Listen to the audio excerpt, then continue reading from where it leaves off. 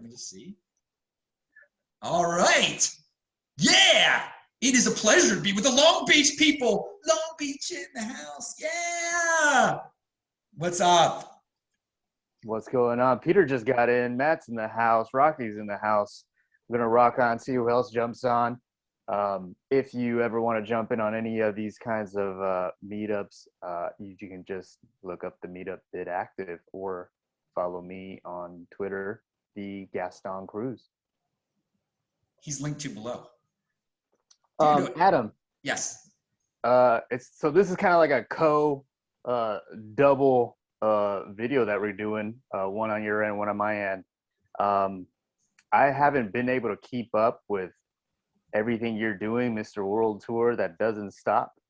I was just notified that you're stopping your show for a while. Well, I've slowed down the shows since the last time I was hanging out with you in person in Long Beach back in February of last year. And so much happened soon after that. We'll get into that. But no, this 2 weeks ago on my This Week in Bitcoin show, best freaking guest in the space I bring you. And there was a frustrating moment because I really love doing the This Week in Bitcoin shows. When I'm live with the best guest in the freaking space, it's just a pleasure. But setting up the shows behind the scenes over the years has become harder and harder. YouTube has not made anything easier. It's harder to do a YouTube show now than it was in 2017. It's completely ridiculous. But another disappointing aspect of life is that some guests, even though they're geniuses, literally high IQ geniuses, they tell you they're going to show up, and then they don't show up. They totally flake on you. I had a situation where that happened. I couldn't take it anymore. I was like, there are aspects of the show that just aren't fun anymore. And I made an announcement. I said, I can't take this. I need some help here.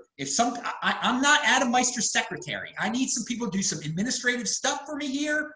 I want to do the show a little differently here. So I'm not going to do one unless I get some help. I don't know when the next show is going to happen. And so that was 2 Fridays ago, and some people stepped up to help me, though. And I came up with some ideas to make it fun again. And so the next Friday, which was last Friday, I kept going. It was a little bit of a different format where I start the show, and if a guest is going to be late, he comes in a little later. When I used to arrange the shows, we'd have to all agree on a time. It was such a pain in the butt. I just say, it's 1 p.m. Can you make it or can't you make it? So I took care of some a minute. And so the show lives on. We had a great show last week. We're going to have a great show tomorrow at 1 p.m. Eastern time for those of you who want to tune in. But I just want to say, though, I've been doing these shows. I mean, I made my first show in 2013, right after I bought my first 2 Bitcoin. And, in 2016 and 2017, I was so hardcore with the shows, and 2018, 19, and 20. But it's since 2017, since 2018, it hasn't really been the same.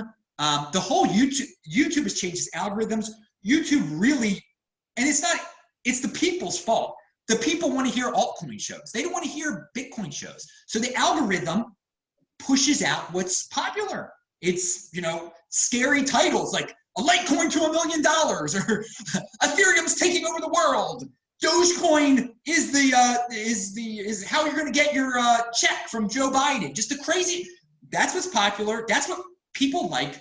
YouTube is not the greatest platform if you want intelligent discussion. I think people who trend toward podcast, they don't need to see your face. So they are actually better with listening comprehension, and thus they want pure information. So, I'm on YouTube. So I'm on a platform where people want to talk about my hair more than they want to talk about holding Bitcoin for 4 years and what the halving is. They would rather hear about my hair or hear about women I used to sleep with or, various different things than about Bitcoin. And that's their choice. And they can have fun staying poor or whatever another thing people love. They're just, even though I'm so strict, I say, I only buy Bitcoin. I've only bought Bitcoin with fiat. All right. People are like, what do you think of Litecoin? What do you think of EOS? What do you think of this? What do you think of that? And it's kind of gotten to me. Oh, and I don't need to do financially. I don't need to do the show at all. Again, the This Week in Bitcoin shows when I have the guest on, it's really fun. And the other thing that I said 2 Fridays ago, which you don't even know, but you've taken me up on it. I said I will appear on anyone's show. I love appearing on. I love being asked questions. And then all you do is you give me a copy. I put it on my channel. Everybody's freaking happy. So I've done some more of those lately too, and including this. So thank you very much for having me speak to everyone here. You're making it a lot easier for me, and I really do love talking to people like this. And I don't know, what do you guys think of? This is a question I've been asking my guests lately about Clubhouse. Have you guys tried that? I have been on Clubhouse. I think there's pros and cons to it. My con is that because I was new, I was just walking into rooms or going into rooms, and it would be halfway through discussion, but they would be so off the topic that I didn't know what they were talking about anymore. I walked into a Bitcoin room that was running for a while, and I got in there, and there was this guy asking women what they liked about men. So it turned into a dating comprehension, or I was like, I don't know about this Clubhouse, and I really haven't used it, to be honest. How about everybody else? Well, I tried it a few times now, and I had one really good experience. Wait, that means you have a phone. Oh yeah, because the guy. This is a great point. That means you have a phone now. I always said I'm not buying a phone. I'm not buying a better camera. Even though I'm a rich man, I'm not doing that. And people always complain. They're like, spend some of your Bitcoin on the phone. I'm like, no, I'm not. You wanted me to spend my darn Bitcoin when it was $200 on the phone and on a freaking camera. And I bought more Bitcoin. Thank God. But so I'd always said to people, if you want to buy me a camera, buy me a camera. If you want to buy me a phone, buy me a phone. There's a group of guys out there, Coinbeast.com. They're pure Bitcoin guys. And they're like, we want you to do our TikTok shows. I'm like, okay, I don't have a phone. So they bought me a phone. They bought me an iPhone. So thanks to the guys and I only had to wait. I only had to wait a little. I got my freaking smartphone because of Coinbeast, and they're great guys. I do TikToks for Coinbeast, and TikTok is the most mindless social media platform in the history of mankind. It is, the guys at Coinbeast are trying to reach out to the newbies, the youth, the 17-year-olds, 18-year-olds, whatever, okay, that only know about Dogecoin, and they're confused. They don't know about controlling, they don't know the first thing about controlling their private key. They don't want to know the first thing about controlling their private key. Like, well, what's wrong with keeping it at Coinbase? Why can't I keep it at Coinbase? What can go on? I'm not a terrorist or anything like that, so they can't close my account down. What are you talking about, Adam? And so, I've tried to, there's only so much you can say in a 15-second show, but one easy thing about Coinbase, about Coinbase, excuse me, if you keep your coins at Coinbase, even if you're not a terrorist, even if you follow every rule in the world, let's say you're a married man and one day you get divorced, and then the judge says you got to give her half your wealth, and if it's at Coinbase, that's it. They're gonna find a way to get your Bitcoin to your wife. If you control your private key the entire time, you're great. You don't have to worry about court orders or anything like that. But that is what half the men in America who get married, they end up divorced. They're gonna end up in situations like that. So that's a real life example, a real simple to understand example of why you want to control your private key. For me, it's such a basic understanding. That's one of the reasons I got into Bitcoin. Be your own bank. But these youth out there, the Bitcoin is old fashioned to them. This Dogecoin thing is cool, or whatever the newest thing is. I don't know all these darn coins, and they don't think about storage. They're the Dogecoin guys. Where do they keep their Dogecoin? Where do they keep they're keeping it at Robinhood. Robin. Yeah, a Robinhood where they don't even understand. They don't even have real Dogecoin there. It's just an IOU at Robinhood. And they think they're doing great. They think they're doing great, and they're flippers anyway. They're probably in it for less than a year. And if you sell it for less than a year, what happens? Well, 19-year-olds don't know about short-term capital gains. They don't know about paying taxes yet. They're going to find out about freaking paying taxes. But that's all I've been talking about for years and years. If you think long-term, you just get the hang of holding something for 4 years. You don't have to worry about short-term capital gains tax. You learn. You don't get scared every time a famous person says something. Gaston, you said you've been contacted lately by people that are worried. I also have been contacted by relative newbies that I know for real life. And they're like, yeah, I sold at 55K, Adam. I know this guy that told me it was going to go to zero. I'm like, going to zero, Fudd? That's so 2014, dude. I mean, and you're paying short-term capital gains on this because you bought it in October and now you sold it in May. But he's a nice guy. He's a grown man in his 50s and stuff. But he said, this guy, Adam, this guy I know, a financial advisor, said it could go to zero. Some 70-year-old financial advisor says it doesn't really exist and it can go to zero.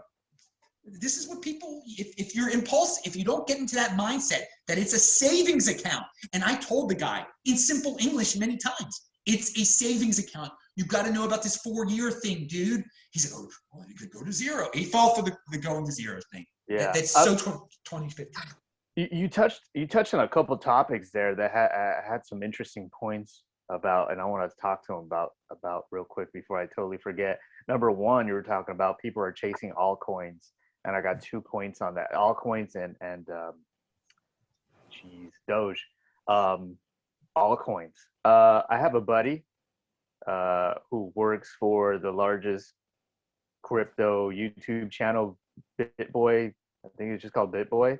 And he's telling me that it is crazy how many altcoins he has to keep up with. And then when Doge popped, they were just like, I can't believe Doge popped. And on top of that, then a swarm of other meme coins came on. And he's like, okay, it's getting crazy.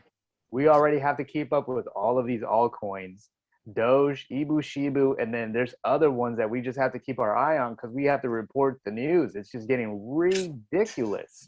The news, quote unquote. That's not the news. It's BS. Yeah. And then another thing. Shoot, I lost my train of thought. It was definitely on Doge. Totally lost it. Altcoins. You were talking altcoins. You came to the BitActive meetup 2 times already. Yes. And both of those times you were with Omar Bam, which is one of the other oldest crypto YouTubers around. And Omar has continued to make YouTube videos reporting on what's going on in the crypto world. And what I love about Omar is that, yes, he reports on altcoins, but he is not saying, hey, 3 coins to $1 million, or this coin's gonna make you a millionaire. And all these other YouTubers are using those type of clickbaity titles just to reel in subscribers. And you can really tell because Omar's subscriber base really hasn't exploded like everybody else, yet he gives really good advice about what's really going on and not trying to feed this idea in your mind about coming into crypto is only about making money. Well, Omar can probably will say the same thing happens to him that happens to me. And I'm glad he stands for something and doesn't pump. Somebody in China comes up with another Dogecoin. That's basically what you were saying before. There's a new meme coin. No, it's just like a Chinese Dogecoin. And so there's nothing fundamentally cool, good. I mean, it's insane. And so that they're going to pump. I mean, it's ridiculous. But I get contacted. It's about once a week over Twitter on average, or through some other means. Someone just says, hey, how much does it take to do a promotional video, to do a promotional tweet? They might be an exchange. They might have an ICO. They might be some DeFi thing. They might be an altcoin. So many, you'll see weird stories repeated on some of these altcoin channels. The reason you're hearing some of these because they're all being paid to say the same thing. So I'm glad, it's to encourage people to buy the altcoin flavor of the month. It's irresponsible because but they know they can get away with it because they've gotten away with it. People have horrible memories. Yeah, there's so many people who've said so many horribly wrong things, and no one remembers that they were pumping EOS, or they were pumping this, they said Bcash was the real Bitcoin. It all gets put down the memory hole. I I remember what people say. Okay, they're people. I don't name names or anything like that. When I'm done with someone, I'm done with someone. Okay, there's plenty. Well, the guys, you know who was classic with this, and they're sort of forgotten now. I don't take down any of my videos. Okay, but there were guys. What's his name? Craig and the guy from South Carolina, the BitConnect guys. Trevon James. Right. They were buddy back in 2016 and 2017. They would say stuff. It wouldn't come true. They would take it down, their videos, and no one would remember. They would say, making same predictions about altcoins. They wouldn't come true. They took it down. What they did get remembered for eventually, they did take it too far. They got in. They promoted BitConnect. They said it was great. It wasn't, and then people wanted to destroy them physically. I mean, that was horrible. But rarely do people like buy into like a straight up scam like that. And no one's done that lately. But we're in a new bull run here, so there could be some new BitConnect thing that some influencers get into and pay a heavy price for. I have heard about SafeMoon being some sort of pyramid scam scheme, but I really haven't paid attention to it. But do you want to make a point on that? Because I wanted to make a point on Roger Ver before I forget. Please, yes, Roger. You were talking about Roger Ver, and I don't know if that was before or after you started recording on your end. One thing about Roger, I think it was right before the fork of Bcash or right after. Roger raised $100 million. I don't know if it was him. I know he was involved with this Freedom Land, and apparently the money was supposed to go to buy a large piece of land and make it become a sovereign country. And I haven't heard anything about it after raising $100 million. Do you remember anything about that? Well, you might be getting two different things confused. Okay. He definitely wanted to start his own country of some sort. There's no doubt about that. And I think he definitely raised money for something, but it wasn't that. Right. I do not think he raised money for the country project. I think something with Bcash generated a lot of money, and I don't know if it was directly him either. So well, it was a fork. It was a fork, and having the miners agree to the fork, and what was the name of the mining company that was? Jihan Wu was the second scariest. Jihan Wu was the second. There was the money right there. He was the second scariest guy in Bitcoin, and now no one remembers his name even. Bitmain and Jihan. There you go. For all you newbies out there, 4 years ago, you're all scared of Elon Musk now. Jihan Wu and Roger Ver and Bitmain, that's all anyone could talk about, more than they talk about freaking Elon Musk now. They were going to ruin everything. So yeah, right. They got a lot of Bcash. That's true. They mined a lot of Bcash. I don't know if Roger was mining. I have no idea. He had various investments in various companies. I don't know if he had any miners, but I'm sure he did plenty well through that fork. But I don't want to say. You were almost saying like he raised money for a country and then he ran away with the money. That didn't happen. He did talk. He talked about a country, and you know what? If he wants to start his own country, that's great. But I don't think he ripped anyone off. I'm not saying that, at least. I don't remember. But he was involved with a lot of endeavors that involved raising money and in business type of stuff. But that he definitely wanted to do something with a country, but he didn't scam anything. That was Lieberland. Lieberland? Yeah. I believe so. Do you remember if he raised $100 million for that? Not sure if it was specifically for that, but that's the goal, is to get Lieberland independent. Lieberland's something different even. Lieberland's another that's not his project. Isn't that something that's in Europe? Yeah, it's like a landlocked area. Yeah, but I think Roger wanted to start a country that was completely different than that even. I know he wanted the country to be far apart of any war countries, and he didn't want it to have anything to do with the EU or United Nations. I'll say, we're bringing up Roger now. God, before 2017, he was like the biggest name in Bitcoin. He was such a good guy in Bitcoin. He was in 2016, people wouldn't have been able to predict his downfall at all. But I don't, he's done plenty of controversial things. I don't want to add anything that he hasn't done or anything. And to tell you the truth, I think it would be kind of cool if somebody started their own country. I like that. So if he wants to do that, be my guest. Now, I don't approve of people saying they're going to start a country, raising money, and then not starting the country, but I'm not accusing him of doing that. Okay. You're in Miami right now. Yeah, man. What part? You're in Miami, right? Heck yeah, man. I'm in the neighborhood called the Rhodes. It's right south of Brickell, if anybody knows where that is.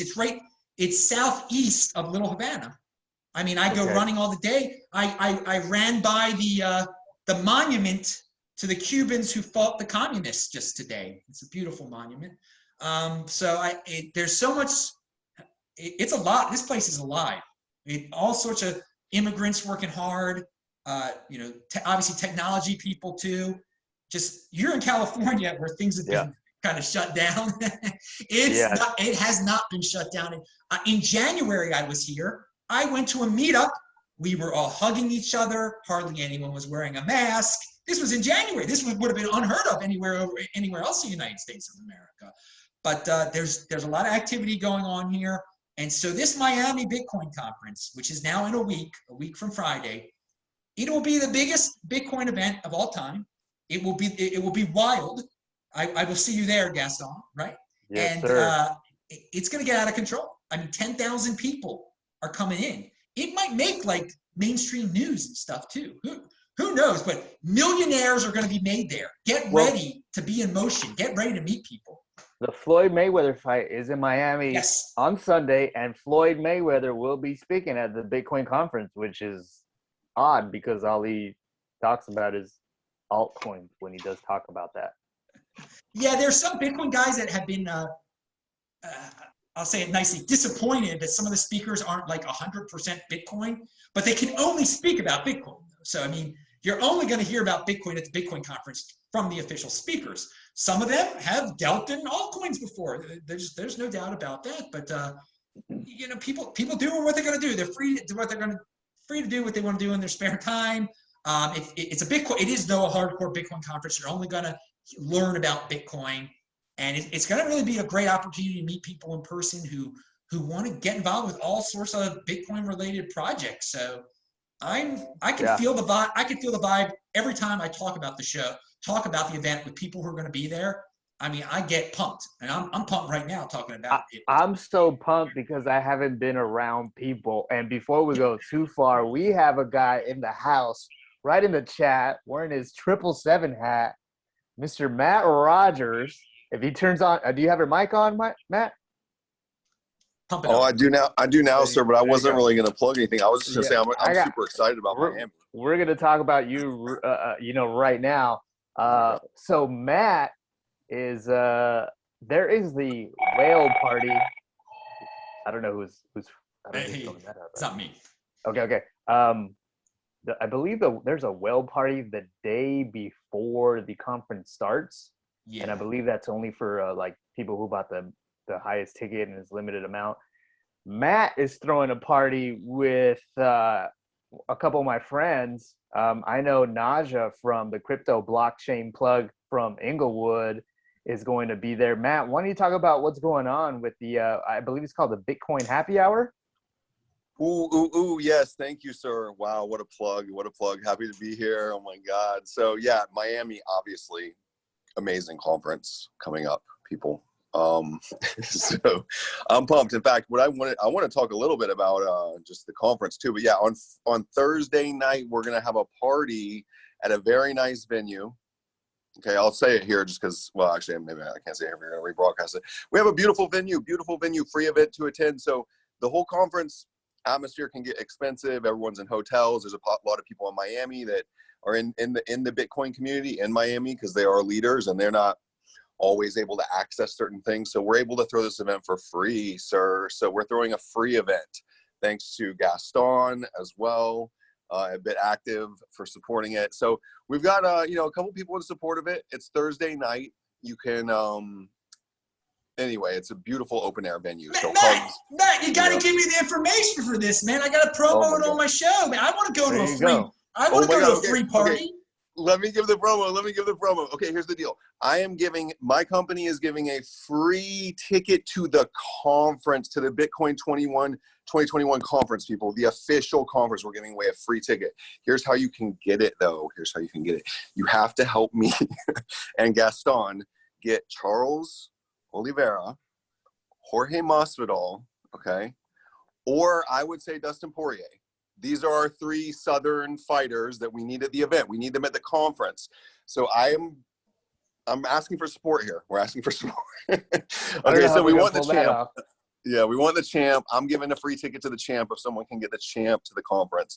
So anyway, Charles, that's you if you're listening. Anyway, other than that, yeah, Thursday night, come party with us. It's a free event. We're going to try to honor the mayor. We're going to try to give an event, a certificate to the mayor of Miami to thank them for, you know, their leadership and all this kind of stuff in Bitcoin, supporting Bitcoin. So, what time is it at? What neighborhood is it in? Okay, yeah, so it's around downtown, and you can pull a boat up to the venue. It's on the river, so you probably know what it is if you know the area. But it's a 30,000 square foot, you know, beautiful open air venue. Starts at maybe 4 p.m. Come have a drink at 4 p.m. Stay late if you want. Stay till 8. Come at 8 o'clock. Stay late. You can have your friends, all your network. We're inviting the staff of the city of Miami. We're inviting the staff because we want them to celebrate Miami with us, obviously, as their city, really. So, you know, Miami people, come have fun, basically. Come meet Gaston in person. Where can they find more information about the Bitcoin Happy Hour? BTCHappyHour.com. Yeah, thank you for asking. BTCHappyHour.com. Yeah, is that link below, Adam? It might be. I'm writing it down now because I got to check it out. Yeah. Okay, so BTC Happy Hour. But I have a question for Gaston, sir. Yeah. Let's say you had to choose between, you know, you could only bring one fighter to the main conference. Okay. And you can choose McGregor if you want to. Okay. But you can only bring one UFC fighter. If you want to have a bunch of eyes, you definitely pick Conor McGregor, especially since he has boxed Floyd Mayweather. Okay, take him out of the equation then. It's either Masvidal. You might as well bring Masvidal. I mean, it is his city, so if you get Jorge Masvidal to come out, which he actually might be there, I wouldn't be too surprised. We sponsored Gabriel Silva with this brand. Gabriel Silva won a night with this 777 brand. I just want I want Jorge to know that. Gabriel is Gabriel's Anderson's son? Yeah, I think so. Okay, yeah, he was. Yeah, you invited me to that fight. I just couldn't go. It was out here in North Well, anyway, so if you're in Miami, reach out to America's Top Team, right? Isn't that the crew? Gaston, you would know. Yeah. So. All right, anyway, enough about that. I thank you for letting me plug the whole thing. Thank you so much. Absolutely. And I will be sharing the flyer as soon as the venue is updated. Where, Matt, are you in Florida or? No, beautiful Las Vegas, sir. The other Florida, beautiful Las Vegas. The other Florida, the Florida with no freaking ocean, dude, where you get cooked in the freaking sun. Look, I got a barbecue pit going, gentlemen. There you go. A barbecue in the desert. What conditions, man? It's Gaston, you bring up a very good point. You're like, this is your first time being around people at this conference for a while, right? You said something like that. Yeah. One thing that was odd, not to take too much time to answer that question. I went to a social gathering 1 month ago. I think it was the OC Bitcoin Network had a meetup, and I was like, man, I gotta get out, man. And I went out, and I just felt so rusty talking to strangers. It was bad. I had to get like my mojo going. I was like, oh my God, I'm disgusted with the way I speak right now. I can't even smile. But yeah, I really look forward to seeing a lot of my buddies that are from inside the states and across many states, and a couple friends outside of the country will be there. Yeah, a couple from outside the country. Sadly, not as many that would be usually if things were normal in this planet. But you are from California, and I think 1/9 of the United States population lives in California. A little over 10%, definitely, of Americans live in California. So you see things from a perspective that a lot of us aren't familiar with right now, but plenty of Americans are. you've been locked down for a year, man. And lots of us haven't. We've been enjoying life. So there's a big percentage of people that are going to be at the conference that are from California. California is a tech state. So there is going to be this release, the release that you described of just being around people. So that is going to add to this vibe. All the Californians and maybe New York people and other people that are still relatively, that haven't been out and about, there's going to be this tremendous release from just like shaking people's hands again. See, like, again, for me, it never stopped. I've been traveling around during this whole darn thing. So, but that's me. I realize that California is a huge state. California has been living in another world from the rest of the United States. And yeah, I'm glad it's going to be a wake up call for a lot of people. And I'm glad when people can be social again and go back to normal and can feel normal again, because computers are great. We've got great technology that allows us to have meetings like this, but there's always something, truly human about human contact. And how else are you going to bring me a red bottle of wine? I remember that, man. Yeah. I will say this. The last time we were together, that was February of 2020, and then I got stuck in California. Basically, after that, I was stuck in California until the May 30th. So I got to see California go into lockdown, and but as soon as I could get out of there, I got out of there. I got out of there the day after the riots. It was just coincidental that happened. The day before I left, there was looting and rioting right in my neighborhood where I was in LA. It was so surreal. But and then the lockdown actually became more severe soon after that. There's also, you guys have been through a lot. I obviously do not own a place in California, so I didn't have to stay in California, and I have not been back to California since then. But right now, California is getting better from what I've heard, and all you Californians better be coming down to Florida for the conference. That's all I gotta say. You're gonna love it. I think somebody had a question. Did somebody have a question? No, I just had a comment. Yeah. Nobody's living in California. We're dying in California. We're dying from lack of freedom. Rocky is definitely hit hard, especially with his business being limited. I don't know all the details, but I know Rocky's definitely having a tough go around over there.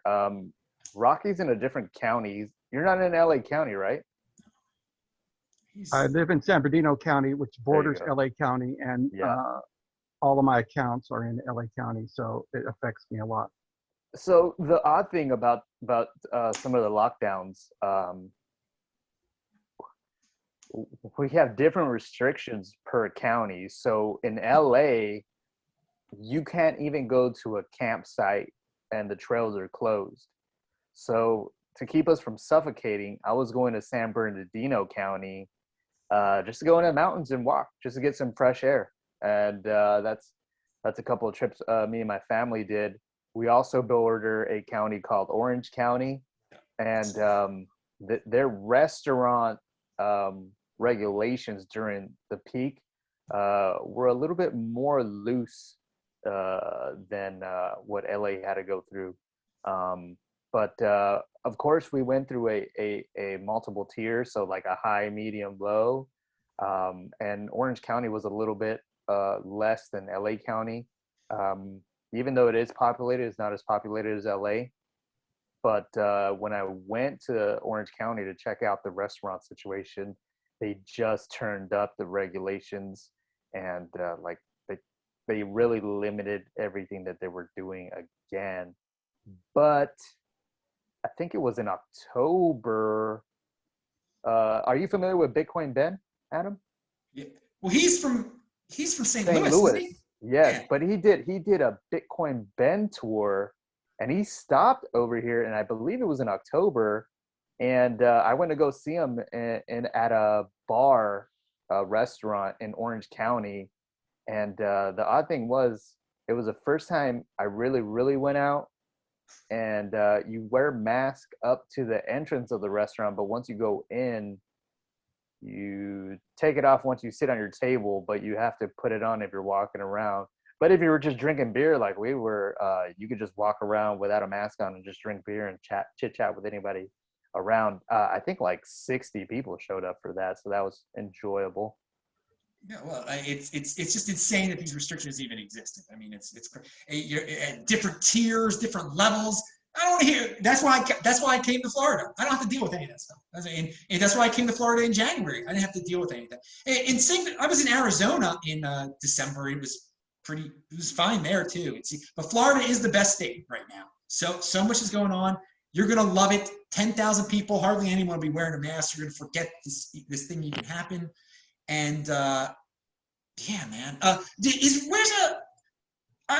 saw the protest that was Redondo Beach. There were protests. I forgot. South of Long Beach. There were some protests once. I mean, there were all kinds of protests, whether it be George Floyd or COVID or riots. It was everything around here. It was against the restrictions. There were some people that were speaking against the restrictions. Mm-hmm.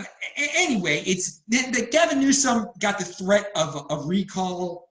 I think that helped loosen things. They're getting rid of the restrictions on June 15th or something like that, right? Something's happening on June 15th. Right? Yeah. I'm really looking forward to it. I mean, there's a couple of bars and restaurants that I've been wanting to go to, and they've just been shut down or reservation.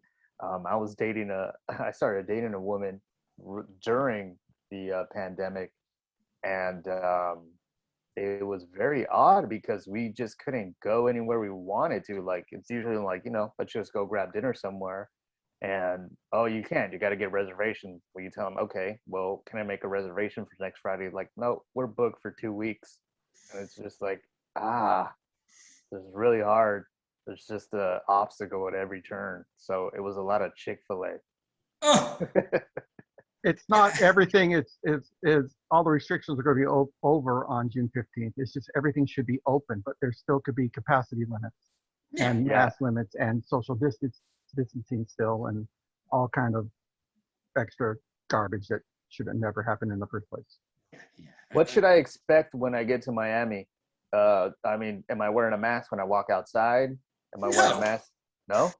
No, nobody. Hardly anyone wears a mask outside. I see a couple of women and stuff, but there are no rules about that. You don't have to wear a mask. Okay. In the airport, airports are like federally controlled, so they make you wear a mask there or something like that. I don't know. Well, the plane, you got to wear a mask. They're pretty anal about that. What about restaurants? No, it depends. It depends on the. There's Depends nothing. on the location. Yeah, it depends on the owner, what the owner says. But when I haven't been in any. I mean, I see people eating outside of restaurants. They got their mask off. Of course, I mean that's the only way you can really eat. Yeah. How can you eat with your mask on?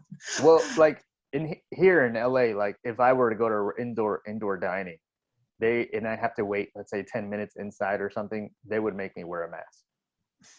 Now, even if you were eating, you had to wear a mask. You could only take it off to take a bite, but to chew, you had to put your mask back on. Yeah, it's late. It's nothing. Don't worry, dude. It's normal here. Like it's basically if you want to be pre-pandemic, you can be pre-pandemic. You can do what you want to do.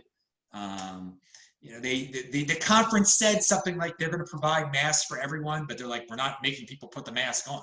I mean, it's just a consolation, I guess trying to, not anger anyone or something like that. But this is all about freedom, this thing. So yeah, don't worry about that. And it'll be a great vacation for all the people from California that they come down. Yeah. I'm actually going to be in Atlanta for a few days before I get to Miami. I'm going to be at the BitBoy Studios, so I'll see what's going on there. I don't know what to do. I was like, do I bring like a little 6-pack of face masks? I didn't know who to ask in Miami. So thank you for giving me an update on that. Another note regarding masks in Miami, the UFC had the first live sporting event during the pandemic, I guess. Full capacity one. Yeah. Full capacity, 15,000 people. I think it was in Jacksonville, so that's north of Florida. Yeah. According to Dana White, the president of the UFC, he stated that there was people in the stands wearing a mask, and there was people in the stands not wearing a mask. And the people who weren't wearing a mask didn't say anything to the people wearing a mask, and vice Yeah. versa, and everybody just got along. Exactly. And I love that. I love Yeah. that. And I am actually going to be looking at Miami, especially because of taxes and regulations. Giving it a closer look, maybe end up moving there. We'll see what happens. I think this will convince a lot of Californians to change their ways. There's a price to pay for the government overreach in some of these states. There are plenty of people that are moving to Miami, plenty of people from New York especially. That's always been a trend, but it's sped up now. It's definitely sped up. I mean, who wants to live under de Blasio in Manhattan? It's getting dangerous. It's getting more expensive. Here, you can open your business. You don't have to. It's peaceful. It is a pleasure. And there's it's trying to be. The mayor is straight up saying he wants it to basically be like the tech hub of the United States. Good. Let's compete. Let Miami compete. It could very well become the tech hub, the financial hub. It can be anything. If these other places are going to handicap themselves, then some place is going to step up. And just the entrepreneurial spirit here, because of the immigration, it's very inspirational. The Cubans, the Brazilians, the Venezuelans that are here that have had to deal with all sorts of hardships in their native lands, and just they're very appreciative of the freedom, and they'll put their foot down and they'll speak up if they feel like someone's taking away their freedom too. So that's a good cool thing about the area. So on top of that, you're an avid runner. You're a cardio beast, I would say. Florida's supposed to be humid. How humid is it? Is it real? Is it a big discomfort? Okay, it depends where you're from, man. You're from California, so yeah, you're gonna think it's humid. I'm from Baltimore. It gets humid up there too. And okay. I run. I don't run in the middle of the day. I run at 6 o'clock. So when I'm running at 6 o'clock, it feels like Baltimore. It's certain time. I haven't been here in the dead of summer yet. So yeah, the humidity will get worse here. Yeah, it'll be a little worse than Baltimore. I've been in Orlando in my day during the summer, and the humidity was worse. But I've been worldwide. It's worse in Rio. Rio, the humidity was worse. Singapore, the humidity was the worst. Hong Kong, the humidity was the worst. I mean, it's all relative. It's all relative. But yeah, if you're from California, California's got the best freaking weather. Los Angeles area's got the best. San Diego really has the best weather in the world, I think. I mean, maybe Brisbane, Australia is comparable. So it's always going to be a step down if you're coming from Southern California. There's going to be something to complain about in terms of the weather, because Southern California's got some of the best weather out there. Yeah, Are the mosquitoes the size of small birds? No, I actually haven't seen any mosquitoes yet. I saw some little ones. So no big ones, but nothing that freaked me out that said, "Ooh, there's a lot of mosquitoes here."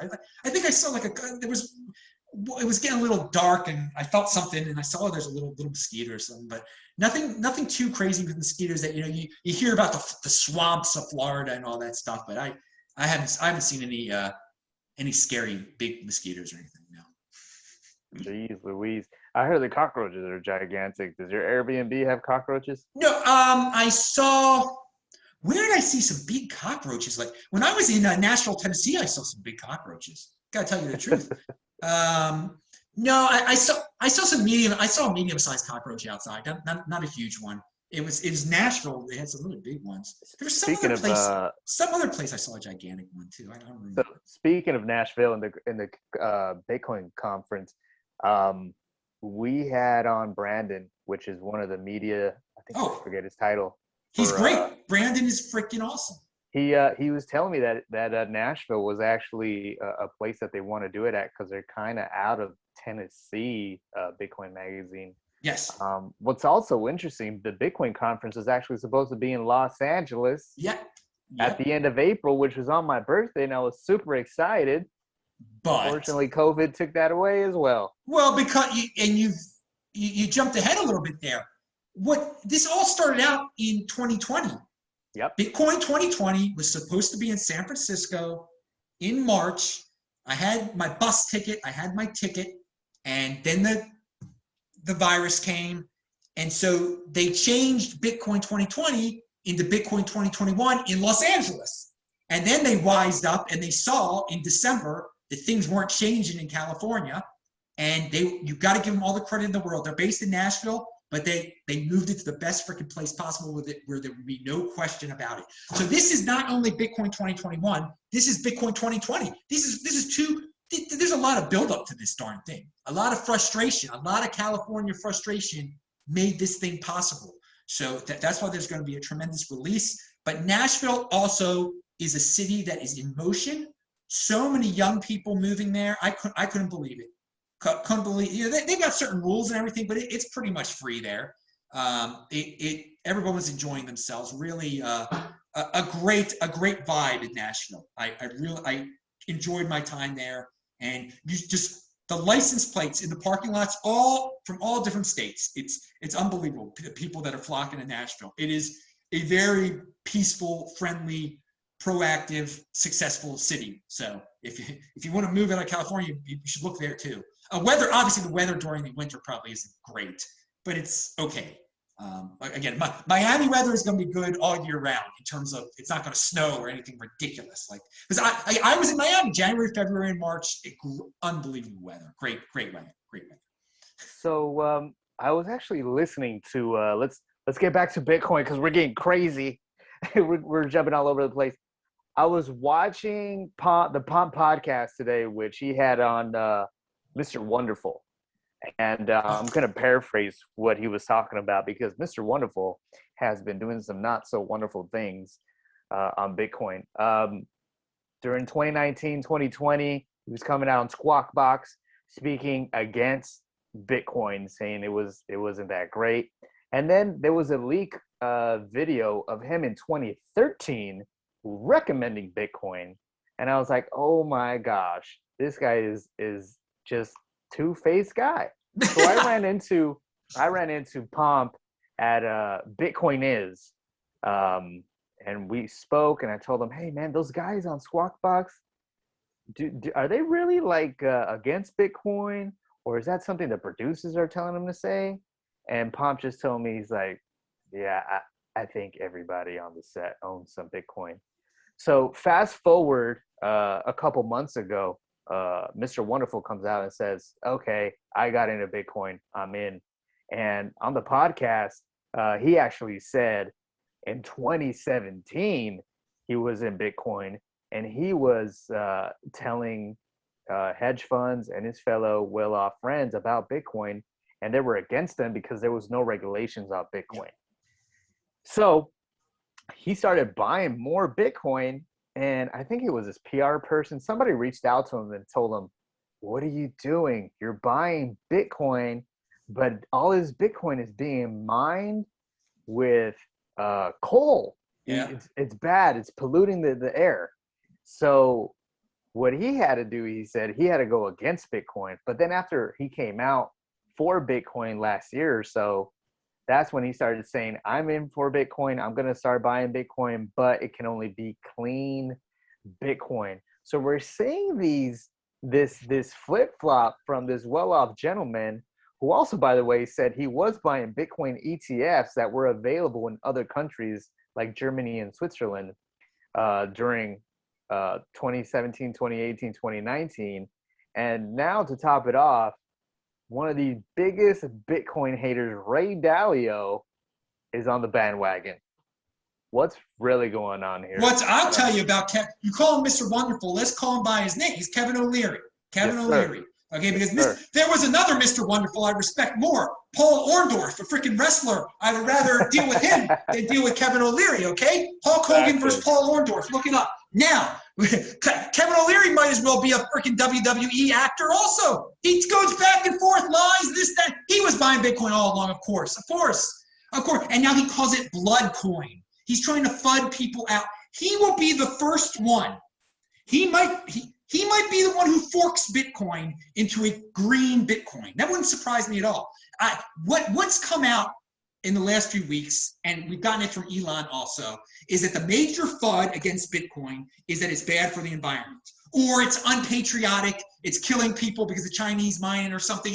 Some weird combination of a thing where you could call it blood coin. It's either bloodying the earth or bloodying the people of the earth. We have to worry about the earth, not real people, etc. It's a big trend in corporations, this ESG, environment and social stuff. You have to care more about the environment and people who don't actually own stock, stakeholders, people who live near the company, all this, it's not about making money anymore, even though you're a corporation, it's about saving the earth. And so everyone's jumped into this mindless bandwagon and they brought it into Bitcoin. And remember, in Bitcoin, anyone can come to Bitcoin. You could be an evil person. So we have to deal with it. This FUD, what I would advise people to do, instead of trying to conform and forming mining councils where we discuss how to be greener, just say it's nonsense. Using energy is what improves humanity. If we didn't use energy, we would still be defecating in the woods. Okay, do we want to go back to those primitive ways? And if the earth will be in a lot better shape, there'll be more trees. If we can have more trees again, we can have more wild animals again and not have energy or anything. We can defecate with them in the woods like we did in the old days. So Kevin O'Leary, I don't know if he really believes this stuff or he wants to fit in or if he wants to start his own big, he has some master plan of some sort. He's a smart guy. He's got a strategy. Yes, Rocky. Yes, please. I don't think he knows how Bitcoin works. How is he buying this clean Bitcoin? Is he buying it from miners who only use clean energies and they mine empty blocks? Because if they don't mine empty blocks, then they're also getting the fees from transactions. And if those Satoshis that they're getting for transaction fees came from so-called dirty Bitcoin, well, that gets mixed in with the block reward, right? You got your block subsidy, and then you have your transaction fees, right? So if they don't mine empty blocks, then some of those Satoshis are tainted, right? In his eyes, right? So they better be mining empty blocks. If he wants clean coins, they have to mine empty blocks. Otherwise, you don't know if you're getting clean coins or not. And so if he's paying let's say he pays a premium for that, he goes to a miner and says, look, if you mine empty blocks, I'll buy the coins off of you at a 20% premium, right? Okay, so now if I have an online shop where I sell, let's say, Bitcoin hats, and he wants to pay in Bitcoin, well, I'm not going to give him a 20% discount. I'm going to say it's this much Bitcoin, right? So if it's this much Bitcoin, you got to pay me this much Bitcoin. So now what's he going to do? So it's never going to work. I don't think he understands how Bitcoin works. I think he might understand it. He might just not want to recognize it because your point was made by Nick Carter also. He made a very similar point. There's no such thing as clean Bitcoin, really. They're about just because of the reasons you just said, all right?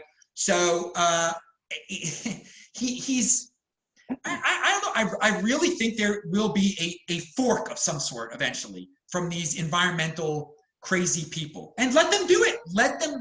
I'd love to get another crypto dividend. I would love to get a free fake Bitcoin where they try to pretend they have the real Bitcoin. That's great. It fails. It'll be just like Bcash, etc. If that's the way to get rid of this FUD, then great. That's awesome. That hasn't been brought up yet. I brought it up, and no one. I haven't heard anybody else say like, well, maybe Elon will fork off Bitcoin, or maybe Kevin O'Leary will fork off Bitcoin, or maybe the mining people will fork off a clean Bitcoin. Let them do it. Let them just go away. Who cares about this stuff, man? It is such FUD, but it is the FUD we're going to have to deal with this cycle. Environmental FUD is the FUD that we're going to have to deal with. So get used to it, everybody. The FUD that we're missing. Go ahead. They need to ask O'Leary if he owns any gold, and if they've mined it and refined it with clean energy. I'll make a point on his gold position, which he did talk about on his on Palm's podcast. He said he has about 5% in gold and 3% in crypto, and he's thinking of dumping his gold for crypto because at least his crypto will make a yield, and if his gold stays the same, he's paying to hold it in storage. So he'd rather earn interest rather than pay on his gold. So he'd rather earn interest on Bitcoin. I don't know how he's doing it. I know he's doing a little bit of yield farming on some DeFi. So he'd rather go that route than actually hold gold. And I think many more well-off people will follow. He'll earn interest on his Bitcoin if he gets him to fork off a freaking ESG Bitcoin.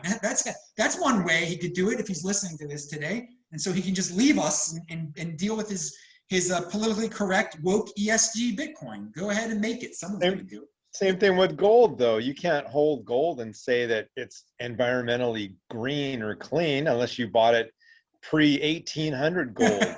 Yeah, but they don't care about that. They don't listen. They're so set in their.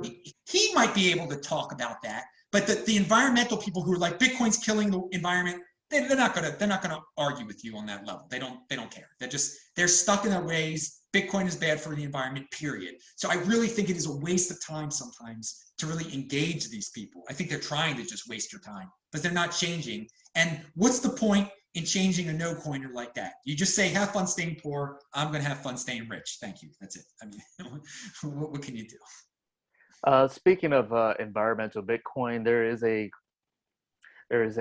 I don't know, a Bitcoin ETF, I think it is. What do you call it? GBTC. It's some sort of stock or representation. Yeah, it's a wannabe ETF. It's not an ETF. There you go. Yeah. The wannabe ETF. I just got a text message from my buddy Bob, who you hung out with over here in Long Beach. Robert, yeah. Robert, yes, sir. He sent me a new version of GBTC created by a different company. I forgot who it is called. It's called eBTC. It's environmentally friendly miners mining these Bitcoin, and then they ETF them out that way. Yeah, Are they mining FB blocks? I don't think so. Well, then it's not, environmentally friendly. Yeah, that's true. I mean, but they got some gimmick with the windmills or something, I guess. I mean, it makes you feel better. I know GBTC has competition, and I sort of remember some company talking about making a compliant version. Like, it wouldn't deal with terrorists, and it wouldn't deal with, let them come up with their gimmicks. And I've told Robert this before, I only believe in holding the real thing, controlling your freaking private key, doing it through and I know why Robert and certain people have to do it this way through their retirement funds and whatnot. But I'm just like, I want the underlying freaking asset, okay? And if you don't have the underlying asset, well, then you get to play pretend with all sorts of people that have gimmicks that say, I have the underlying asset and it's special because it's not bloody or something like that. All right, let them do it there. I mean, to avoid all that nonsense, just buy the underlying asset. That's what I've always told people. Get the real thing. Yeah, it's always great to hold Bitcoin. Another thing that I heard today, which is interesting news, is that the SEC is reviewing a ETF proposal from Fidelity. There's another one. It's one of the names. Dude, all you have to know about that is this. We're one day closer to an ETF being approved. It's going to happen one day in the United States. It's happened in Canada already, but that's secondary to the United States. It's going to happen in the United States one day. We all know this. And so if you know this, why don't you own Bitcoin now?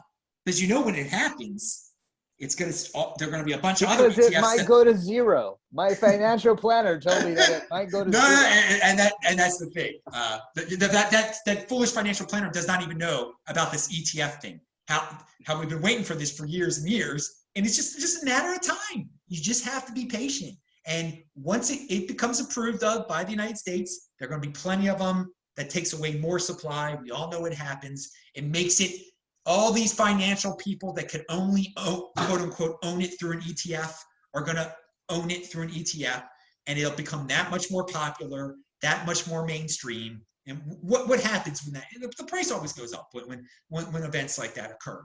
Okay, when Michael Saylor made it okay for corporations to hold it in their treasury, and I said when it happened, it was the biggest freaking news of 2020, and it surely was. And the price has only gone up since then. That was an amazing trigger, and we knew that was going to happen one day. It was a surprise when it happened. It was a great day, but we know one day there's going to be an ETF. One day a country is going to make an announcement that they hold it in their treasury too, and one already might might have it, but they just don't make the announcement yet. Because Yeah. once they make the official announcement, then all these other countries are going to make the announcement and buy it, and the price is going to go up, et cetera, et cetera. We know we're one day closer to all of this happening. I can't predict the exact day, but I'm not risking it not owning Bitcoin during this time. But there's people like, why don't you just buy it back for cheaper? You can sell it. First of all, I am not enriching the freaking IRS and all these government institutions by going back and forth in the fiat. I don't play in their fiat world. That's what people got to realize. When you say, oh, it's so easy just to sell it back and then you buy it back. No. You're getting back into their realm. And when you're in their realm, they're in total control over there, and you're at their mercy. And they got a freaking eye on you when you're all of a sudden converting $100,000 of Bitcoin into $100,000 and then turning it back into 120,000 of Bitcoin. All this. I want nothing to do with that. And then of course you have to pay them for that privilege, your capital gains and all this nonsense. Well, it's possible in the future there might not be capital gains taxes on Bitcoin. There's no reason for me to sell my Bitcoin now, none at all. But people are always coming up. Rico. People are always coming up with reasons like, why? They want excuses. They want me to say it's cool for them to sell their Bitcoin. The one thing that I do say is offended by selling. Pound that like button, people. Hit that like button. I really regret starting and stopping dollar cost averaging Bitcoin. If I just let it run, I would have so much more Bitcoin. There is a company out there. I don't know if you touch bases on it. The Fold app. Are you familiar with it? Yes. So yeah, I just had them on last month. Had Will Reeves, CEO of it. I thought the project is amazing. I mean, you're getting rewards in Bitcoin is second to none. It's the absolute best reward on the planet, bar none. And what's interesting is he said he has many credit card companies reaching out to him that are looking to do the same thing and add Bitcoin as a reward for their other expenditures. And that, on top of a day closer to an ETF approval, meaning whoever's selling you that ETF is going to have to hold actual Bitcoin. We are so freaking early. It's crazy. It's crazy. And a lot of people, I used to tell people back in the day, I was like, dude, just get one Bitcoin and just hold it into retirement. And now one Bitcoin is out of a lot of people's price range. And you know what I tell them now is like, look, get 1/10 of a Bitcoin and just let it sit there and go do whatever you want. If you don't care about it, let it run. You don't have to buy anymore. This thing is in the bag and you're freaking early. Early. Yeah. Now, the thing about being freaking early, it's not very freaking early anymore because of what I said before, the Michael Saylor thing, that they're buying it, that these corporations are buying it for their treasury. But we've been talking about it for so much longer than that. That only happened in September. And there's no excuse, the whole world knew about this thing in 2017. They could have known about it in 2017. So I do understand your frustration with not dollar cost averaging all along, because it would have, yeah, of course. But you've got your Bitcoin, so you're good. And yeah, I would still tell people to aim for that one Bitcoin. I still do. I know it's a lot of money, but why not aim high? When I renamed my show the One Bitcoin Show, I mean, Bitcoin was like worth $1,000 back then, back in 2017. And people kind of laughed at, one Bitcoin. It's not, I mean, now when I address these people on TikTok, they can't even believe that I own one Bitcoin. They're like, how does that guy with the crazy hair actually own one? They don't know who that guy is. He doesn't own one Bitcoin. He's lying. And to me, it's just such a joke, Like people. I remember when you used to say own 21. Yeah. Get in the 21 club. Yeah, I made up that 21 club thing. I've got a video saying buy 10 for $5,000 total from 2015. All sorts of I buy Bitcoin instead of buying a car, and the amount of Bitcoin I said to get it is now worth like over $1 million or something. It's that was super duper early, okay? But we are still, people watching this in the future have a big smile on their face because they know that $38,000, $40,000, whatever it is today, That's it's more in the future. The people that are watching this in the future know that one Bitcoin will be really, really ridiculous eventually. So if you can get your hands on one right now, I would do it. But if you can't, aim for 0.1. But once you get that 0.1, come on, get 0.2. Keep on going.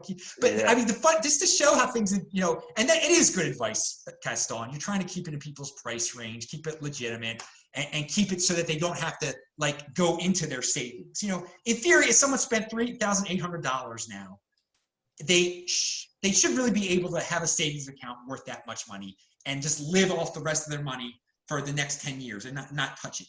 But back in 2015, when my friend had a son, for his little present, for his bris, I got him a 0.1 Bitcoin. I gave the kid, and it was worth $25 then.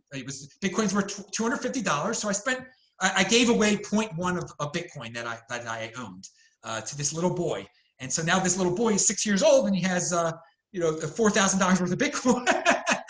It's great. So it does show you something that seems like a little at one point can become a lot. So even if you just have 0.01 Bitcoin, guys, it might be worth quite a bit if you're watching this in 2031. Open-minded raised his hand. I don't know how to use that function, but go ahead. He's clapping. Yeah, there he is. What's up? Can you hear me? Yes. Yeah. Awesome. Oh, I gotta stop doing that. Yeah, you Sorry. go ahead. Go ahead. We're pretty much running towards the end of our So- time over here, but go ahead and say your. What I was gonna get at was, I don't know if Go any of you guys came to our event, but we had a blowout, nice event. It was a crypto only meetup. We educated the public, not only on cryptocurrencies, but on the use case of Litecoin. We have a donation going out to Haiti with Divi. Divi is a big, huge project where they now have a revenue coming in monthly to where they can have diapers, they can have clothes, they can have shoes, they can have, things that they couldn't imagine because of cryptos. Just to throw this out there to your guys' conversation, people don't understand the power of cryptos yet because they don't want us to understand them. But once you get it into the average Joe's mind, the power, the community is strong. People have a heart. We all want to get along. We all want to do the right things. I want to break down in tears. We raised over $1,500 in an hour. Amazing. We'll have a masternode launched by July for Haiti. Think about what we could do for America. Just throwing that out there. Nice to meet you guys. Hopefully I'll see you at the next meetup. Yeah, absolutely. And Pomp is doing that really interesting thing with the pizza. I know Adam's kind of like a carnivore, right? I was gonna call you keto. You're more of a carnivore, but Pomp is doing that pizza. I don't know the exact website, but if you go through the website, you can buy a pizza from your local pizzeria, and it comes in a special Bitcoin pizza box. And a part of the proceeds go to the Human Rights Foundation that helps fund Bitcoin programming or development. Don't quote me on that, but it's something like that in that ballpark. The day we were having our event was pizza.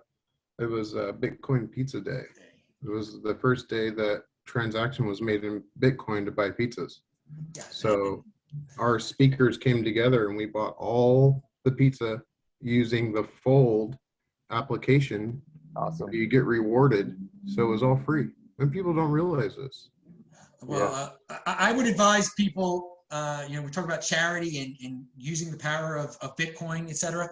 Just get a Bitcoin address and list it on all your social media. You never know what's going to happen. Figure out a way, accept payment in Bitcoin. It's, you don't need a middleman or anything I know it's easier sometimes for other people to set things up for you, but just creating your own Bitcoin address and seeing how it goes, and just that first step of creating that Bitcoin address, it opens your mind, and it might give you some new ideas to somehow incorporate it into whatever endeavor that you're in, or it might make you come up with some new endeavors and stuff to get into. But I list my Bitcoin address under every one of my videos and stuff. I get random donations and whatnot, which I appreciate from everyone. But it's a simple thing, and it's free marketing for Bitcoin too, obviously. Let's go even cheaper. Use Litecoin. It's fast. It's cheap on fees, right? It's the Bitcoin silver in my eyes. Yeah. I'm the Bitcoin Meister though, so I gotta.